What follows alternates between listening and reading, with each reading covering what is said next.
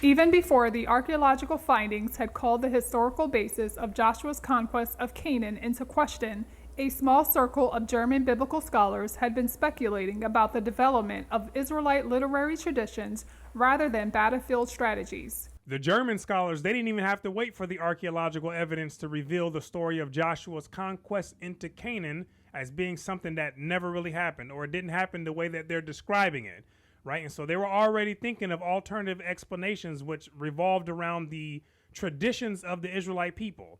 And so we have to understand that there's always an agenda behind people's stories. And so let's find out a possible agenda for the Israelite creation of the Joshua narrative. And to do that, we have to continue reading in the book, The Bible Unearthed by Dr. Israel Finkelstein and Dr. Neil Asher Silberman, and see if we can get some understanding. As heirs to the tradition of the higher criticism of the 19th century, they pointed out the inner inconsistencies of the biblical text, which contains at least two distinct and mutually contradictory versions of the conquest of Canaan. Two distinct versions of the conquest story, which means that they don't match one another. And what we're talking about here are doublets, which we have gone over in the series Who Wrote the Bible and also in the composition of the Pentateuch. And so these critical scholars, they found these within the text. The German scholars had always considered the Book of Joshua to be a complex collection of legends, hero tales, and local myths from various parts of the country that had been composed over centuries. The German scholars, they were way ahead of the game, right? They recognized the text for what it was, and that's being made up of tales, legends, and myths. And there's nothing wrong with that. Understand that. People only have a problem with it because in their mind, they have made the text to be something that it has never been, right? And they have lifted up the text, right? Taken it, placed it all the way high on the throne, right? And that's typically because this is how they have been conditioned to think about the text from since a child, right? And they haven't really thought about it for themselves. And so when a person examines the text for themselves and with a fresh set of eyes, then it becomes easy to see how these stories could easily be a collection of legends, tales, and myths, right? And with even some fragments of historical truth. The biblical scholars Albrecht Alt and Martin Knopf, in particular, argue that many of the tales preserved within the Book of Joshua were no more than ideological traditions. That is to say, they were legends about how famous landmarks or natural curiosities came to be. For example, the people living in and around the Iron Age town of Bethel undoubtedly noticed the huge mound of early Bronze Age ruins just to the east. This ruin was almost 10 times bigger than their own town, and the remains of its fortifications were still impressive. So, argued Alt and Knopf, legends might have started growing around the ruins, tales of the victory of ancient heroes that explained how it was possible for such a great city to be destroyed. This is the reasoning these German scholars came up with based on their experience and their expertise. But to be fair, this may or may not be the actual reason why the Israelites created the story, because it's kind of difficult to know with exact certainty why they did, because none of us were there, right? But based on the clues and the evidence, I can see why these scholars came up with this conclusion. In another region of the country, the people living in the foothills of the Shephelah may have been impressed by the sheer size of a stone blocking the entrance to a mysterious cave near the town of Makeda. So stories could have arisen that linked the huge stone with heroic acts in their own hazy past. The stone sealed the cave where 5 ancient kings hid and were later buried, as explained in Joshua chapter 10, verse 16 to 27. These are the other possibilities the scholars gave that may have inspired the Israelites to create such a narrative.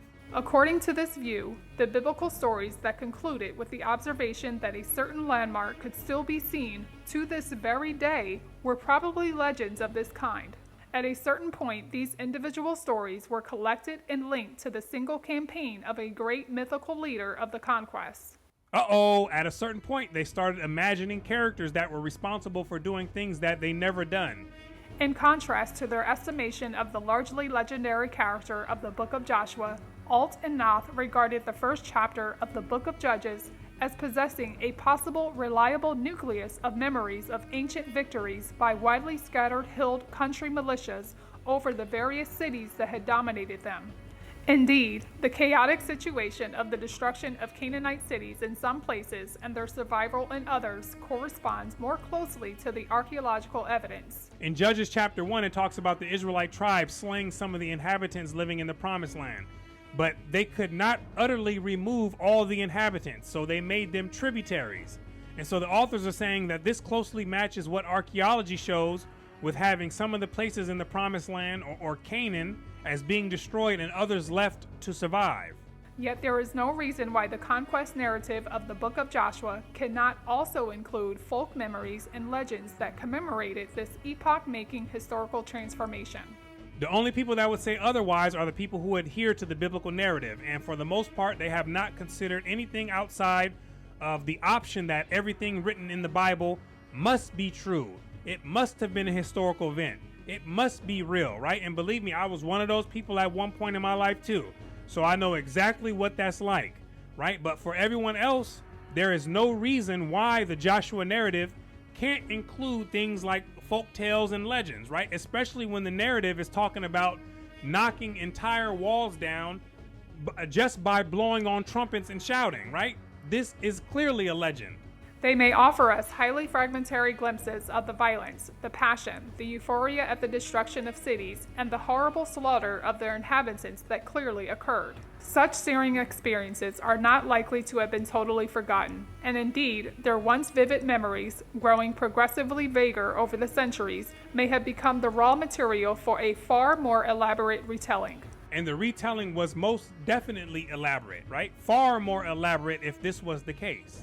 Thus, there is no reason to suppose that the burning of Hazor by hostile forces, for example, never took place. But what was in actuality a chaotic series of upheavals caused by many different factors and carried out by many different groups became, many centuries later, a brilliantly crafted saga of territorial conquest under God's blessing and direct command. You see that? The literary production of that saga was undertaken for purposes quite different from the commemoration of local legends. Let's find out what the purpose was according to these authors. It was, as we will see, an important step toward the creation of a pan-Israelite identity. It was to unify the tribes into an Israelite identity, right? And so this is what the authors believed to be the reason for the people fashioning the Joshua's conquest story in the way that they did. And so the question is, what would be one of the benefits of uniting the tribes?